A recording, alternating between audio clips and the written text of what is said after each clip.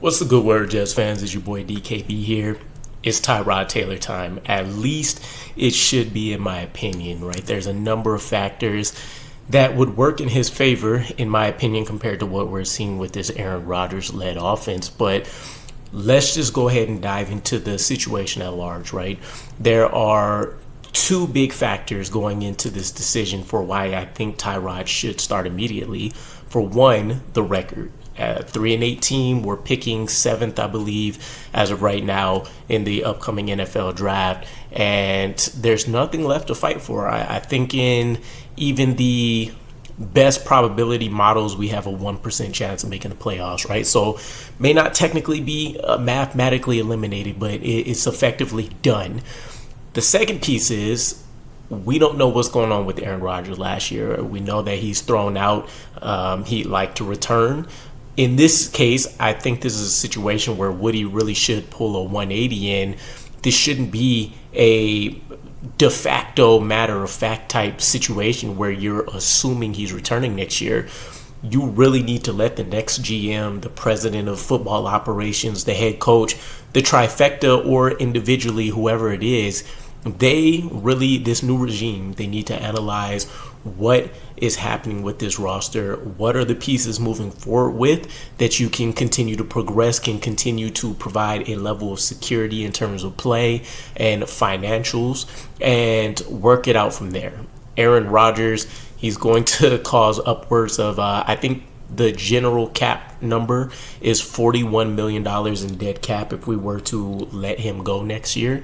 And I believe he's working on a non-guaranteed contract, but it's still something north of $36 million. So from a number standpoint, it doesn't look good for us.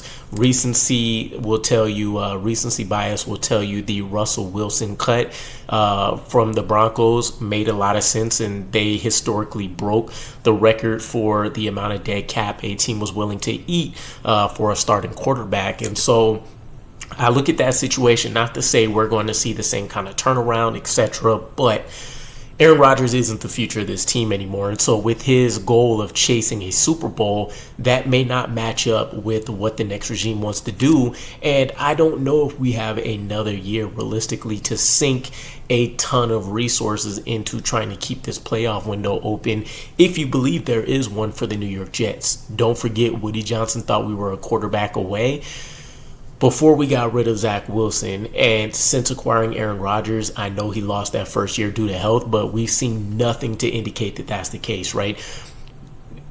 Even if you want to take Aaron Rodgers and some of these other players out the picture, historically a piss poor coaching job.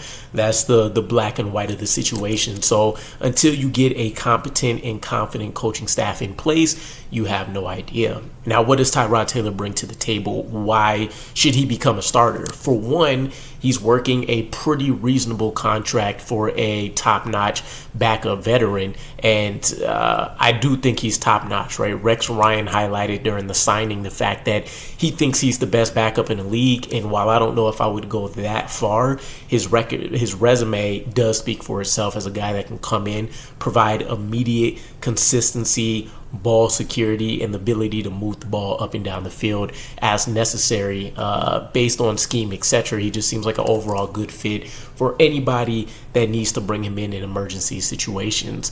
A competent veteran. He's a guy that's going to add mobility. So for all of those situations where some quick pressure came, or even if Aaron Rodgers was holding on to the ball too long and he couldn't quite escape the pocket and try to buy some time and do all those things that we've seen from the prime Aaron Rodgers, Tyrod Taylor will be able to get that job done, right? You take a look at what he did in the offseason, and it was a thing of beauty, right? Efficient, consistent. His best attribute was the deep ball that we were seeing all over the place and throughout the entirety of the training camp. It just wasn't spurts here and there.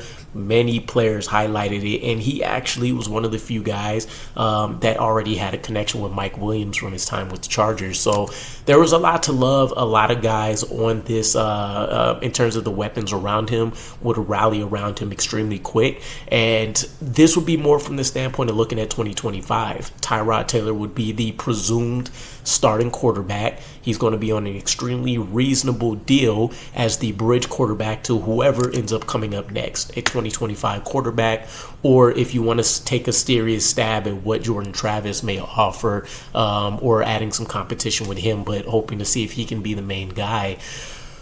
You want to be able to have a reasonable look. And right now, I can't say that this offense is operating its best under Aaron Rodgers. Sadly, you might be better off going to Tyrod just because he's going to be able to open up the playbook since he's not injured, since he doesn't have the issues being able to maneuver out there and escapability, etc.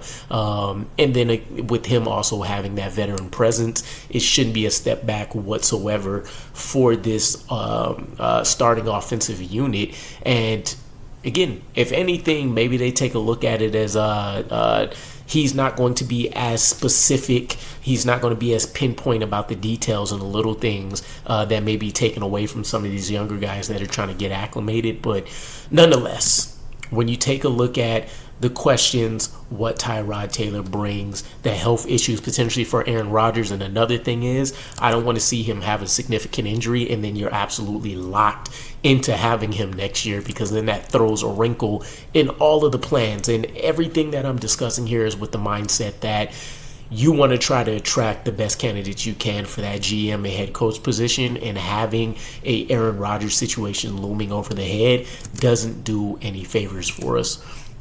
The only real question mark here for me is the health of Tyrod Taylor. He's also known to be a guy that's technically injury prone, and maybe the quotes aren't necessarily needed there, depending on what you think about his injury history. But we do know he's not been able to last through an entire season for a long time here, if ever. I don't know what the actual specifics around that are, but he's racked up not only a ton of injuries, he's also had some significant ones that have always seemed like it's taken him out of the spotlight when it comes to having an opportunity to be a long-term, long-lasting starter in this league. So you get a good sample size, right? With a 3-8 record, we have 6 games left. We have a bye week to try to get him acclimated as well to help him out.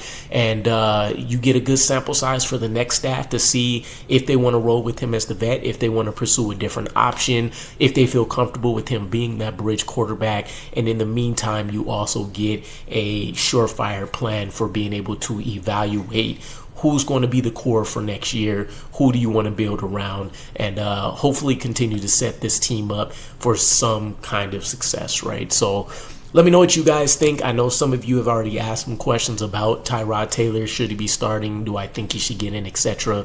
Hopefully this answers some of those questions. But if you have anything else, drop them in the comments, and I'll catch you guys again. Peace.